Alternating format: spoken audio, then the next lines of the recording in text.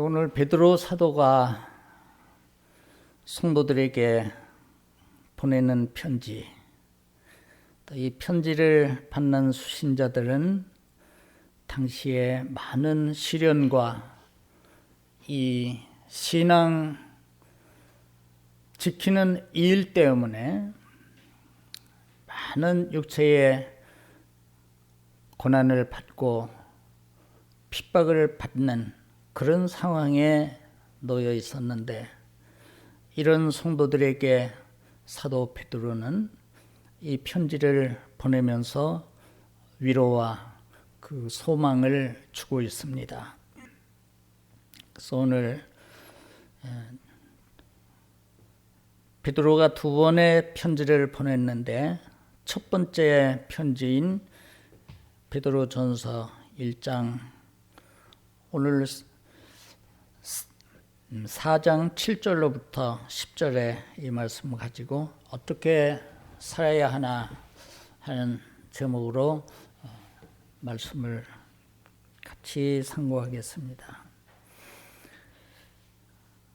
사람이 이 세상에 태어나서 어떻게 살아야 하나 하는 문제는 종교인이든 비종교인이든 인간으로 태어났다면 누구나에게나 공통적인 관심사이고, 사실 어떤 분야보다도 이 문제는 더 심각하고 깊이 생각해야 될 중요한 일임에도 불구하고 다른 것에 사람들이 바쁘고 하다 보니 어떻게 살아야 하나 하는 이 문제는 우리의 일상생활에서 거의 외면당하는 이런 것이 아닌가 하는 느낌을 지울 수가 없습니다. 그래서 이런 문제가 이야기가 나오면 그냥 되는 대로 살면 되는 거지 인생이 별것인가, 이렇게 그냥 가볍게 말하는 사람들도 있을 것이고, 또 이 분야에 또 많은 공부를 한 전문가들이 있지 않습니까? 그래서 우리는 그런 전문가들의 이야기를 또 많이 접할 수 있는 지식이 발달된 좋은 세상을 우리가 살고 있습니다. 그래서 인생의 문제에 많은 지식을 갖고 있는 전문가들이 나와서 이렇게 살아야 된다, 저렇게 살아야 된다, 그런 말을 우리들이 들으면서 공감을 하고, 그렇지, 저렇게 살아야 되지. 하지만은 듣고 나면 고개를 끄덕이면서 감명 있게 들은 것은 사실이지만은 그냥 그것으로 끝나지, 또 그거를 마음에 되새기고 사람은 이렇게 살아야 되니까 열심히 그렇게 살도록 하자 해서 새로운 삶을 사느냐 하면 그렇지도 않습니다. 그런 세상을 우리가 살고 있는 가운데에 오늘 우리가 상고해야 될 말씀, 사도 베드로를 통하여 주신 이 말씀을 가지고 몇 가지 진리를 우리가 배울 수가 있습니다. 먼저 우리가 어떻게 살아야 하나 하는 그 문제 앞에 몇 가지 생각해야 될 것이 있습니다. 너무 크지 않습니까? 어떻게 살아야 되냐 하면은 사람마다 다 생각이 있을 것입니다. 처해 있는 환경에 따라서, 또 자라온 성장 그런 배경에 따라서, 또 많이 배우고 덜 배운 지식 유무에 따라서 여러 가지 삶의 그 경험을 사람마다 다 각기 가지고 있기 때문에 거기에 따라서 나름대로의 견해가 있을 것입니다. 인생은 이렇게 살아야 보다 나은 삶이고 그게 행복한 삶이 될 거야. 하지만 이게 뭐 사람마다 열이면 열, 백이면 백, 사람마다 다른 견해를 갖고 있을 것이니 어떻게 살아야 되느냐 하는 그 물음은 엄청 막연하기도 하고 너무 커서 어떻게 말하기가 이제 어려운 것도 사실입니다. 그러나 우리는 하나님의 말씀을 이제 듣고 그 말씀을 배우는 사람들이니까 성경은 우리들에게 이에 대해서 어떤 진리를 가르쳐 주시는가를 눈여겨보면은 그러면 어떤 전문가의 감동 있는 그런 강연보다도 이것은 하나님의 생생한 진리의 말씀이니까 이 말씀은 절대적인 것입니다. 지금 말씀드렸듯이 그 분야에 아주 저명한 그런 뭐 교수라든지 이런 훌륭한 분들이 이야기를 하면 거기에서 우리가 배우고 받아들이면 유익한 교훈들이 또 많이 있는 것이 사실이지만 그러나 그것은 절대성은 없습니다. 왜? 사람에게서 나오는 그 모든 것들은 어느 때에는 그 당시에는 그게 꼭 필요하고 없어서는 안 되는 요기는 것 같지만 또 세월이 변하고 주변 상황이 바뀌어지면 그게 또 낡은 것으로 되어서 별 가치가 없는 이런 것들이 많이 있거든요. 그러나 66권 성경 말씀은 우리 주님께서 친히 말씀하셨듯이 율법의 1.1획도 천지가 없어지기 전에는 쇠하지 아니하리라. 율법의 한 획이 없어지는 것보다 천지가 없어지는 것이 더 쉬우리라. 이런 말씀을 예수님이 그 생전에 계실 때에 말씀을 하셨고 제자들은 그것을 기록으로 남겼습니다.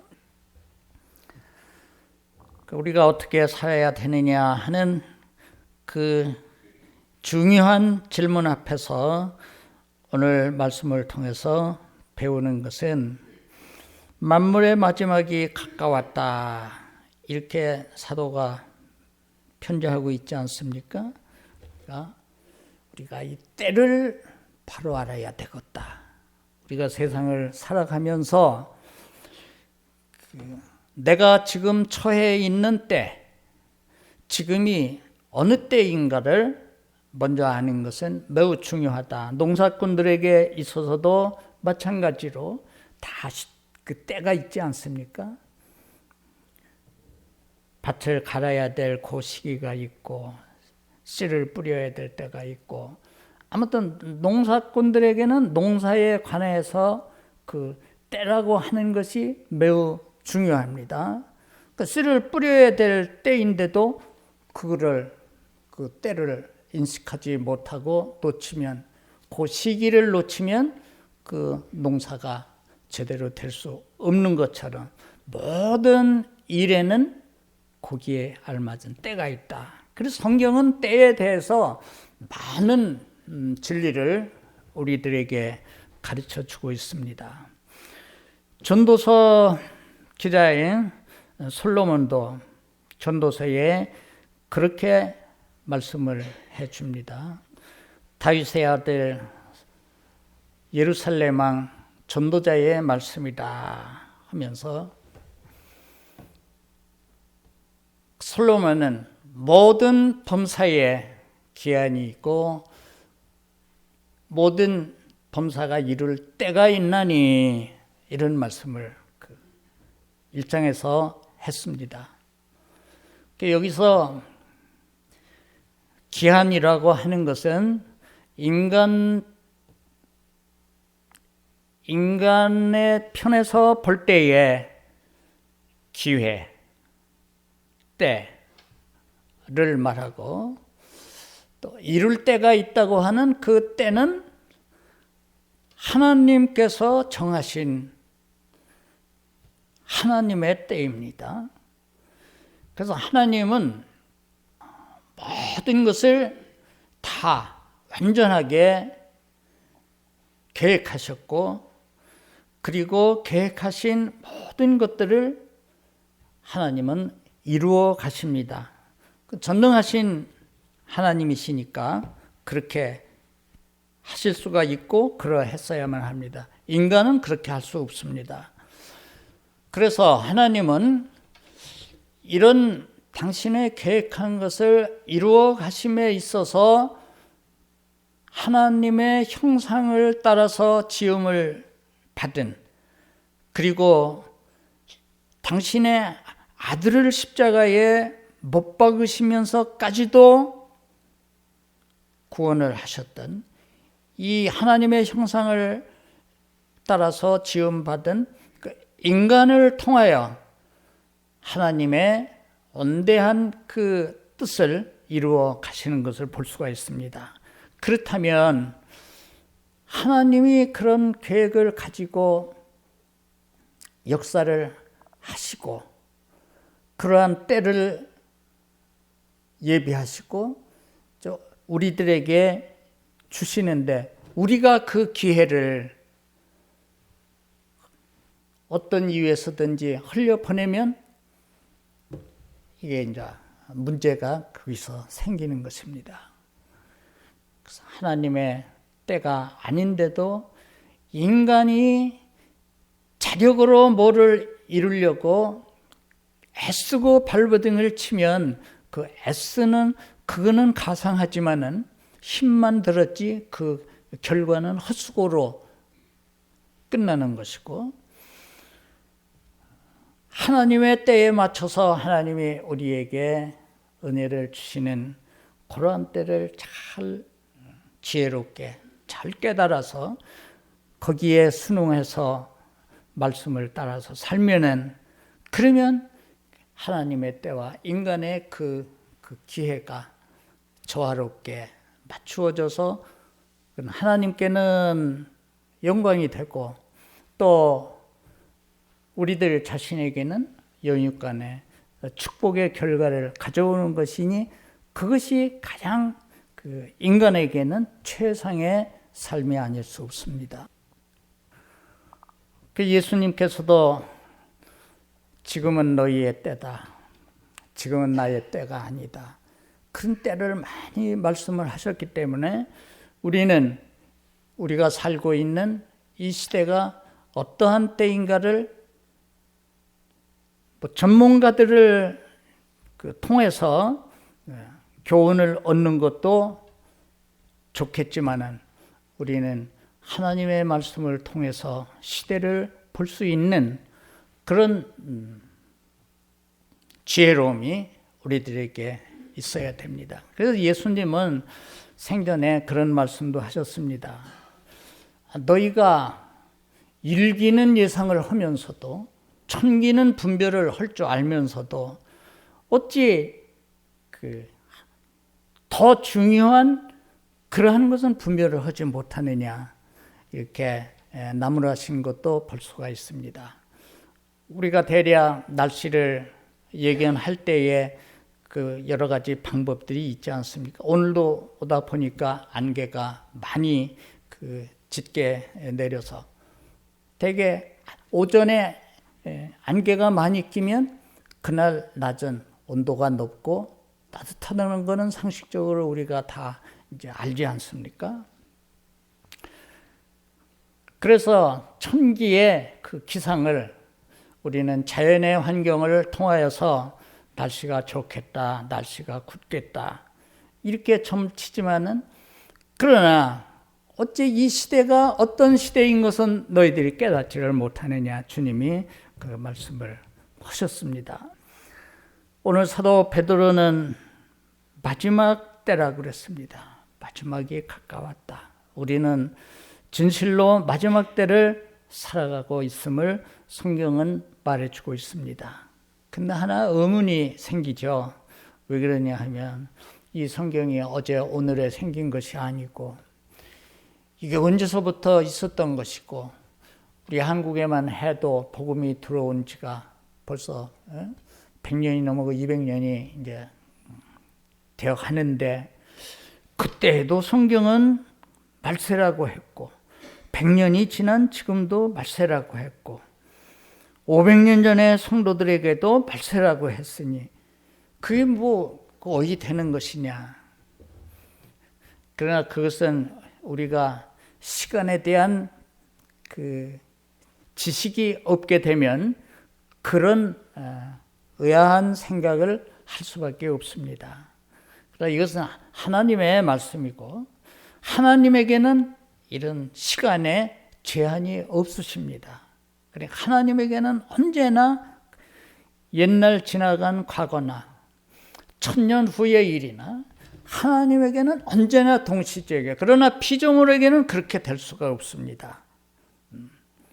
어제는 과거가 되고 오늘 현재고 내일은 미래가 되고 하다 보니까 시간적으로 따지어서 언제 무엇이 먼저냐 어느 것이 후냐 이거는 피조물인 시간의 제한을 받는 우리들의 입장에서 그런 생각을 할 뿐이지 정작 하나님에게는 제한이 없으시니까 이런 말씀을 하실 수가 있는 겁니다. 아무튼 그렇다 할지라도 정말 우리가 살고 있는 이 세상의 여러 가지 그 환경들은 성경을 읽는 사람들이라면은 성경에 말씀하신 말세를 우리가 살아가고 있구나 하는 것을 확신하게 될 것이고 그리고 그 말씀을 유의하게 될 것입니다. 바울은 로마서에서 또 말씀하시기를 이때가 어느 때이냐 자다가 깰 때가 되었다 이렇게 또 말씀을 하지 않습니까? 로마서 13장에 자다가 깰 때가 벌써 되었으니 이는 밤이 깊고 낮이 가까웠음이니라. 그러므로 낮에와 같이 단정히 행해라. 이런 말씀을 로마에 있는 성도들에게 보내주시고 있습니다. 그래서 예수님이 십자가 지시기 전에 제자들과 그 겟세마네에서 기도하러 그리고 가셨을 때에 그때에도 제자들은 주님이 평소에 그렇게 말씀하셨던 그 말씀을 유념을 했더라면 자기들에게 지금 처해 있는 그 상황이 어떤 상황인 것인가를 감지했을 것이고 그리고 예수님의 말씀대로 내가 저기 가서 기도할 동안에 너희는 여기서 깨어있어 기도해라. 시험에 들지 않도록 깨어있어 기도해라. 그리고 그 기드론 시내를 건너서 감람산으로 가시기 직전에 어떤 일이 있었습니까? 마가의 다락방에서 요한복음 13장, 14장, 15장, 16장 마지막 제자들과 만찬을 하시고 그리고 그때의 요한복음 13장, 14장, 15장, 16장 그 많은 진리를 십자가 지시기 전에 마지막 고별 설교라고 할 수 있는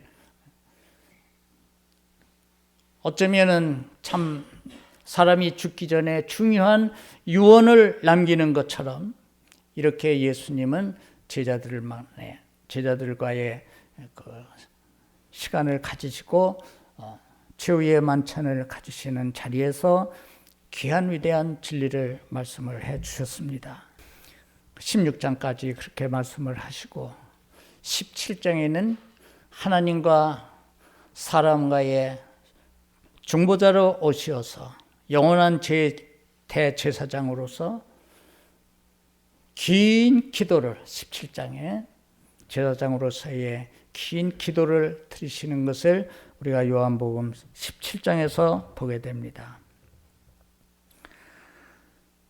그리고 이제 뭐 18장, 19장, 20장 그거는 잡히시고 고난당하시고 십자가에 달려 죽으시고 그리고 다시 살아나시고 21장에는 다시 사신 부활하신 예수님이 제자들에게 나타나셔서 사명을 경고케 해주시는 그런 말씀을 요한복음에서 우리가 볼 수가 있습니다. 근데 지금 그런 심각한 그 상황에 저희들이 놓여 있는데 제자들은 그때 기도하지 못하고 졸며 자며 예수님이 기도하시고 와서 보니까는 잠에 또 빠져 기도하라고 그렇게 말씀을 하시고 갔는데 기도하시고 와서 보니까 제자들은 잠을 자고 있다. 1시 동안도 나와 같이 깨어 있을 수 없더냐. 마음에는 원이지만은 육체가 약하구나. 시험에 들지 않도록 깨어 있어 기도하라. 그리고 주님은 또 나가서 참 피땀 흘리면서 기도를 하셨고 만일에 그때에 그 때를 분별했고 정말 심각함을 깨닫고 주님이 그렇게 온 영혼을 쏟아부어 하나님 앞에 기도를 하시는 그 시간에 제자들도 자신들이 시험에 들지 않기를 위해서 기도를 했더라면 그 밤에 다 군병들이 들이닥쳤을 때 제자들 그냥 뿔뿔이 헤져서 날 살려라고 다 도망들 가지 않았습니까? 베드로만 멀찍이 체포당에 가시는 예수님 뒤 쫓아갔다가 그나마도 3번씩이나 예수님을 나는 저분을 도저히 나는 모르는 사람이라고 3번씩이나 부인을 했던 그 일은 때를 분별하지 못하고 그 때에 알맞은 깨어서 기도하는 그것을 하지 못했기 때문에 필연적으로 겪을 수밖에 없는 이런 일이다. 그래서 우리는 기도해야 될 때, 지금이 어느 때인가 깨닫고 여기 베드로는 정신을 차리고 기도를 해라.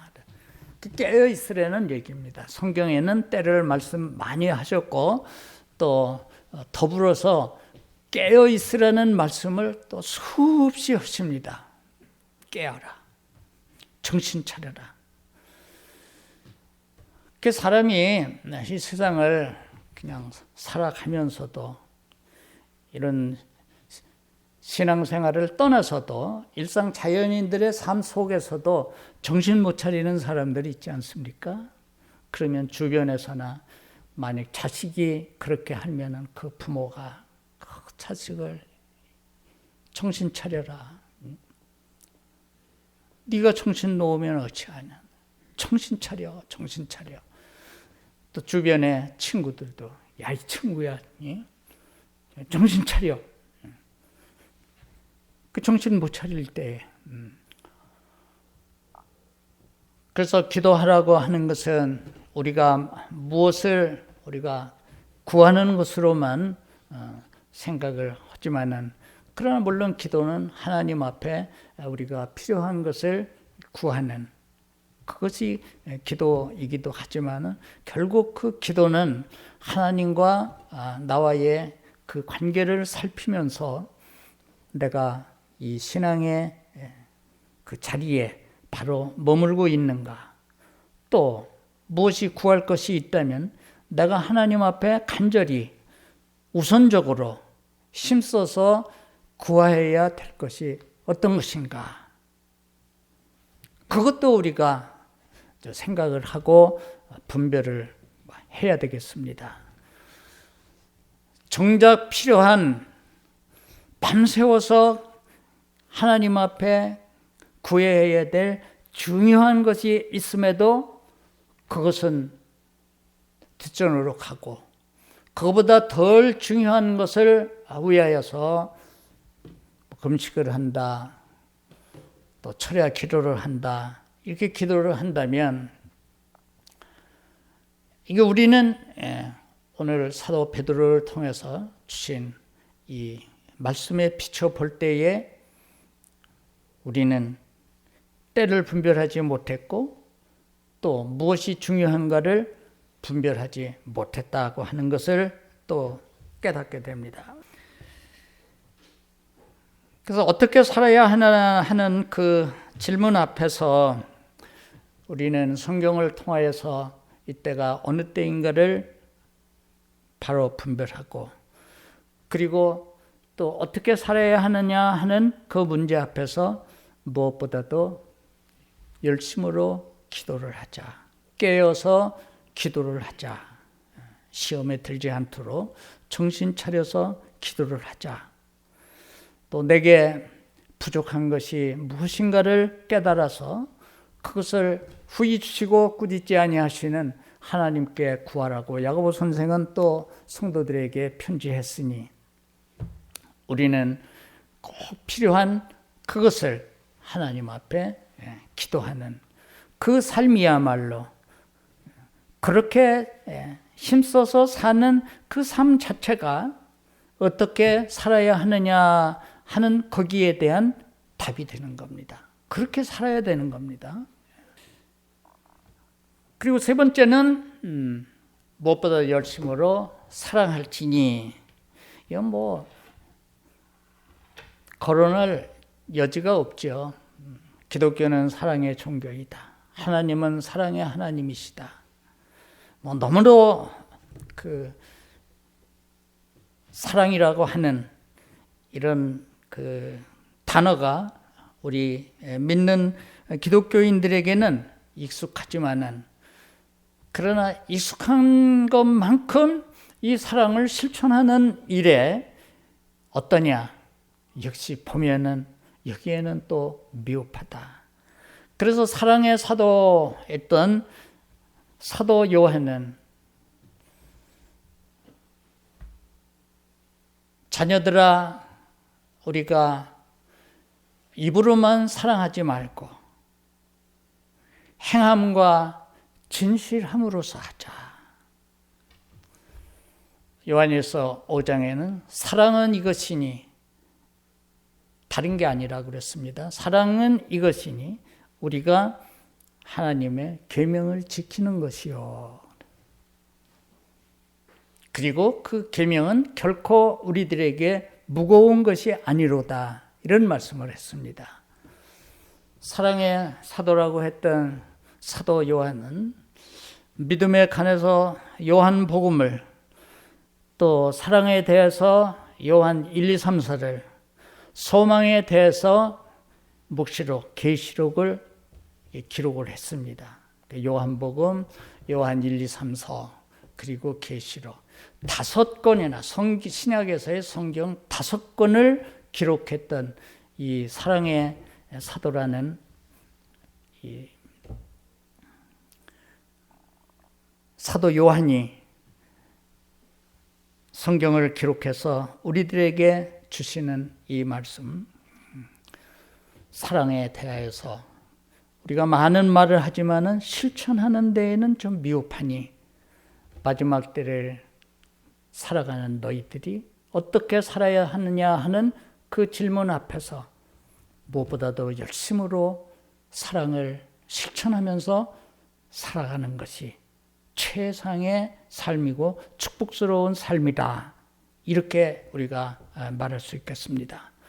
근데 사랑이라고 하는 것도 마찬가지로 하나님을 영광을 위해서 하나밖에 없는 자기의 생명을 바쳐서 순교함으로써 사랑을 실천하는 주의 종들이 있는데 누구나가 다 순교자가 그러면 돼야 되느냐? 그거는 아닌 것입니다. 그래서 목숨을 바쳐서 사랑을 실천하는 귀한 주의 종들도 있는 반면에 우리는 거기에는 못 미치지만은 사람들이 볼 때에는 미미한 것이라 할지라도 거기에도 그 사랑의 실천이 얼마든지 많이 있고 우리는 성경을 읽으면서 그런 사례들을 우리들이 많이 또 볼 수가 있습니다. 엘리야를 공개했던 사렙다의 과부가 그 사랑을 실천함에 있어서 대단히 그 큰 무엇을 했느냐 하면 그거 아니거든요. 우리가 열왕기서에서 볼 수 있는 대로 가난한 그 과부가 가지고 있었던 것은 정말 빵 하나 구워 굴 수 있는 적은 분량의 밀가루하고 기름밖에 없었는데 그것을 빵 마지막으로 구워 먹고 나면은 이제 먹을 것이 떨어진 것이고 대책이 없어서 이제 뭐 죽는 것만 기다릴 수밖에 없는 그런 상황인데 그럼에도 엘리야 선지자가 왔을 때에 그를 공개했다. 그럼 사람의 그런 세상적인 가치로 볼 때에는 아주 미미한 것이지만은 그러나 그 사랑의 실천은 하나님을 감동시키고 그리고 그 결과는 자신들이 3년 6개월 비 한 방울 내리지 않아서 아주 그 기근에 많은 사람들이 고통을 당할 때에도 그 과부와 그 아들은 굶어 죽지 아니하고 기적적인 하나님의 축복 가운데에 살아갈 수가 있었다. 뭐 이것을 우리들이 성경에서 우리가 보게 됩니다. 많은 사람들이 성전에 들어오면서 또 헌금을 할 때에도 가난한 그 과부의 그 적은 그 액수가 그날 주님의 마음을 감동시키셨습니다. 오늘 저 과부는 가장 많은 헌금을 했느니라. 그날 부자가 들어오면서 엄청난 그 액수를 헌금한 사람들도 얼마든지 있는데 주님은 거기에는 별 관심이 없으셨고 한 가난한 과부의 정성어린 사랑으로 드리는 그날의 그의 생활비의 전부에 해당하는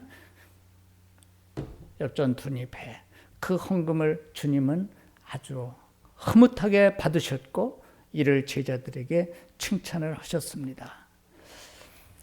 제가 2달 동안 주께서 체류하면서 여기저기 둘러보았습니다. 2달 동안 살면서도 내가 그런 것들을 느낍니다. 사실 갈 때에는 애들 둘이 다 학교를 다니고 그 학교가 다 방향이 다르고 해서 다 그 데려다 주고 또 태워오고 해야 됩니다. 그래서 그것도 매일 있는 일이니까 그것도 또 쉬운 일이 아니거든요. 그래서 내가 2달 동안 머무는 동안에 내가 특별히 뭐 할 일은 없으니까 애들 학교 태워다 주고 데려오고 하는 일만 내가 해도 한 2달간 딸이 그래도 그동안에 좀 쉴 수도 있겠다 싶어서 국제면허증을 발급해 갖고 가지 않았습니까? 나는 이제 그렇게 하려고 갔고 그때 윤설이네 보스턴에 있을 때도 내가 거기 머무르는 동안에는 그 윤설이 학교에 내가 태워다 주고 데려오고 했으니까 근데 우리 딸이 키를 주어야지. 아빠 안 돼. 그래 우리 집사람 야, 너보다 아빠가 운전 더 잘하신다. 알죠. 나도 이제 내가 40년 무사고 운전 경력을 갖고 있다. 딴 사람이 가만히 서 있는데 와서 받친 적은 있어도 내가 그 사고를 낸 적은 없다. 아이고 그거 다 알아요. 근데 왜 그걸 줘? 내가 할 테니까. 안 된대. 그냥 가만히 편하게 쉬다 가라고. 그래서 8,000원인가 얼마 주고 그 발급받은 거 한 번도 써먹지 못하고 그냥 갖고 왔는데 그래서 이제 사위는 출근하고 딸이 애들 등교시키고 나면은 하루 종일 시간이 남지 않습니까? 차가 있으니까. 그러면 아빠 오늘은 어디 가요? 저기 가요. 해서 여기저기 여행을 했는데 그 2달 동안 지나는 가운데서도요. 그 사회의 여러 사람들의 그 면모를 볼 수가 있고, 지금 사랑 이야기를 하는 겁니다. 뉴욕 맨하탄 제일 번화가죠. 거기에 이제 거기를 둘러보고 갈 때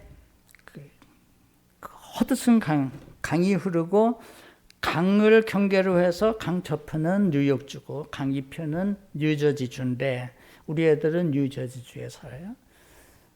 그래서 먼저는 아파트에 살고 있었는데 바로 그 강변에 아파트이기 때문에 고층에서 거기서 이렇게 강 건너 보면은 뉴욕 번화가가 눈앞에 보이는데, 근데 지난 8월 달에 아이들이 단독주택을 사서 파라마우스로 이제 이사를 왔습니다.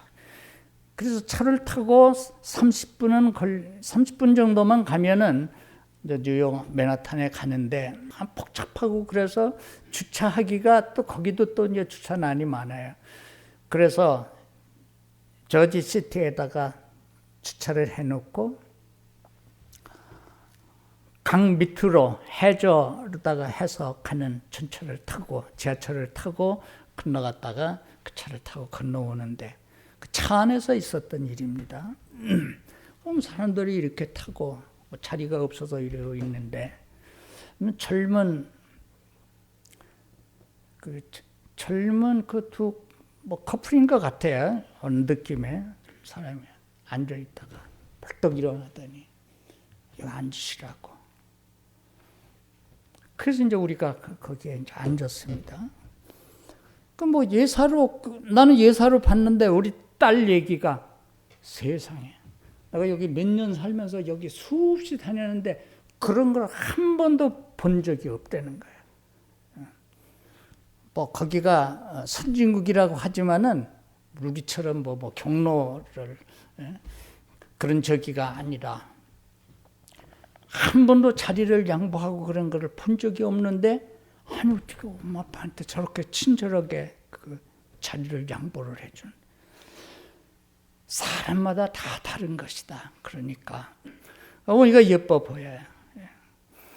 그리고 내려서 이렇게 갈 적에도 아주 조심해서 가시라고, 아주 정말 그 예쁘게 그렇게 해.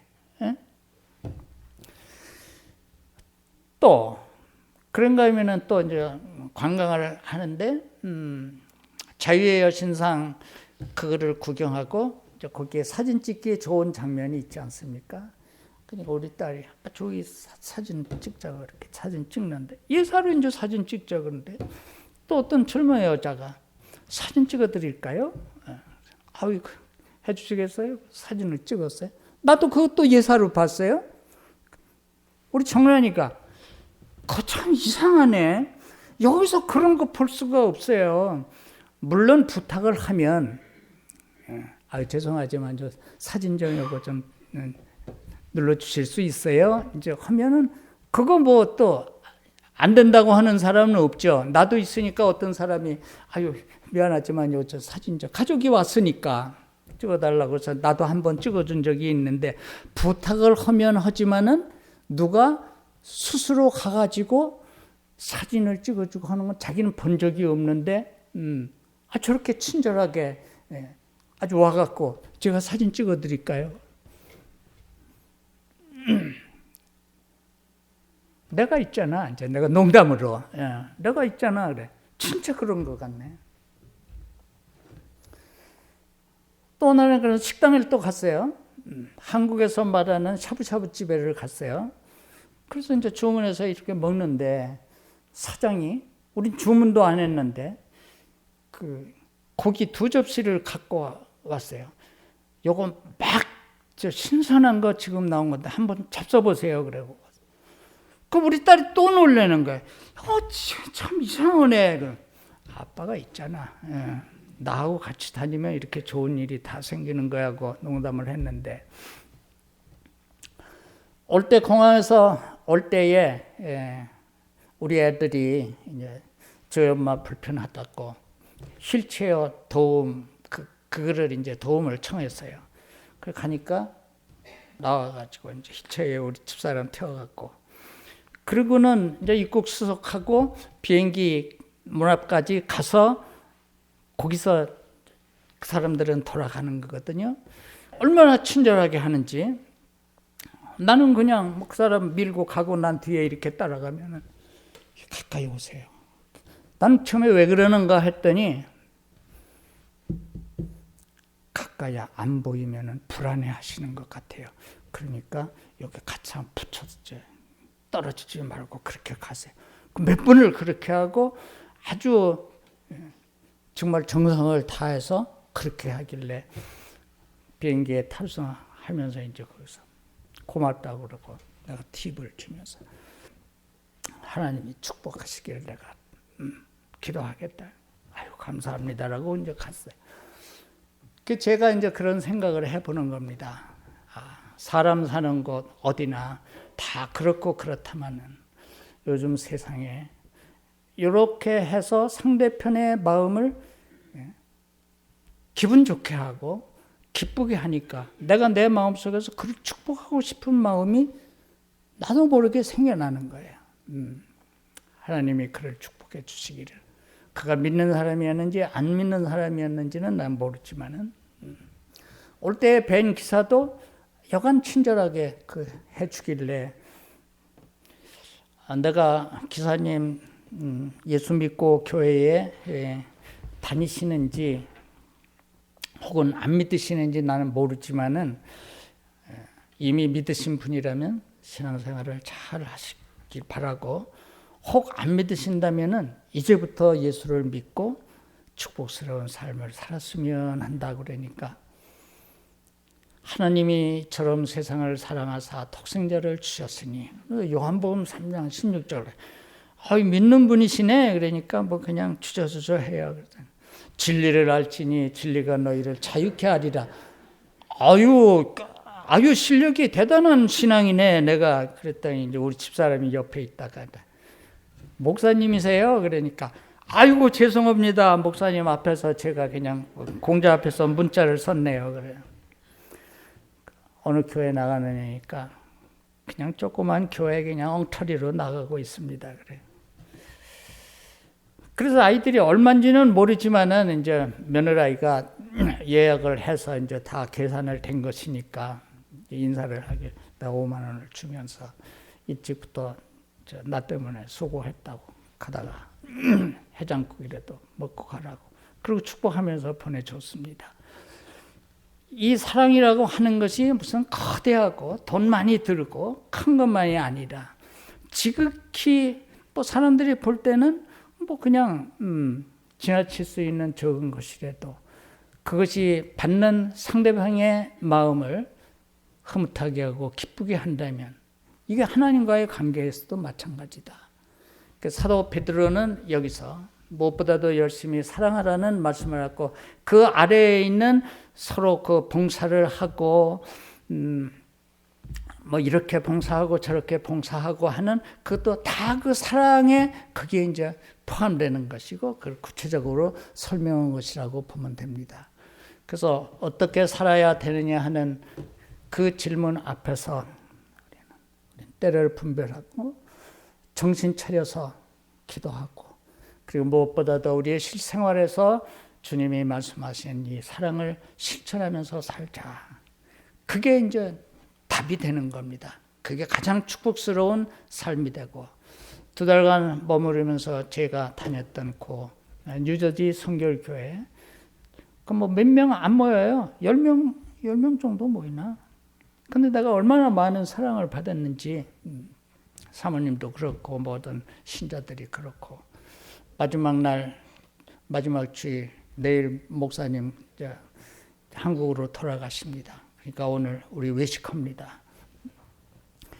예배 때 전도가 기도할 때 우리 두 사람 위해서 기도를 하고 목사님 설교하기 전에 우리 위해 기도하고 또 식당에 가가지고 또 식사 기도를 하는데 우리 위해서 기도하고 그래서 이제 거기서 인사하고 헤어지려고 그러는데 그 목사님은 이따가 오후에 목사님 찾아뵐게요 그러길래 그럽시다 그러고 왔더니 또 저녁 먹고 또 딸네 집에 또 목사님이 또 왔어요. 11시까지 얘기하고 또 봉투를 또 놓고 가시고 얼마나 많은 사랑을 받고 내가 처음 본 사람들이야. 그 목사도 처음 보고 거기 신자들 다 처음 보고 불과 2달간 있으면서 내가 많은 사랑을 받고 그래서 그 교회를 위해서 기도하고 싶은 마음이 내 속에도 있고